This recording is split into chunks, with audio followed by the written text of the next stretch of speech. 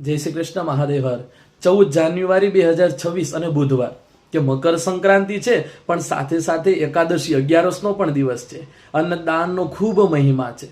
એકાદશી છે એટલે ચોખા વગર અન્ય બીજી કોઈ વસ્તુ કે કાળા તલ છે, સફેદ તલ છે, અથવા તો અનાજ બીજું અન્ય, અથવા ગોળ છે, શેરડી છે, દૂધ છે, આવી વસ્તુઓનું વડીલો દાનનું ખૂબ મહિમા છે. વ્યતિપાત હોય અથવા તો ગ્રહણ હોય અથવા તો આવી સંક્રાંતિ આવતી હોય તો સૂર્ય મકર રાશિમાં પ્રવેશ કરતા હોય તો એ દિવસ એ દાનનો ખૂબ મહિમા છે. અક્ષય પાત્ર બને છે, એ કોઈ દિવસ ક્ષય થતું નથી. એટલે વડીલો બની શકે તો કાલનો દિવસ 14 જાન્યુઆરી 2026 બુધવાર કે એકાદશી અને સંક્રાંતિ તો બની શકે તો આપણી જેવી શક્તિ છે એ અનુસાર ભક્તિ કરીએ અને દાન કરીએ. કોઈ બ્રાહ્મણોને દાન કરીએ, ગાયોને દાન કરીએ. કેટલી જગ્યાએ એવા સ્ટોર નાખેલા છે કે ત્યાં ગાયોના માટે થઈ, કોઈ પક્ષીઓ છે એ પતંગના દોરા દ્વારા હેરાન થતા હોય એના માટે થઈ અને ત્યાં બેઠેલા છે.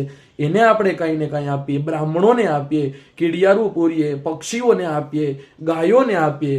પણ આપણું જે ધન છે એ અક્ષય પાત્ર બનાવવા માટે થઈ અને દિવસ ઉત્તમ છે એટલે મકર સંક્રાંતિ છે, એનું ખૂબ દાનનું ખૂબ મહિમા છે.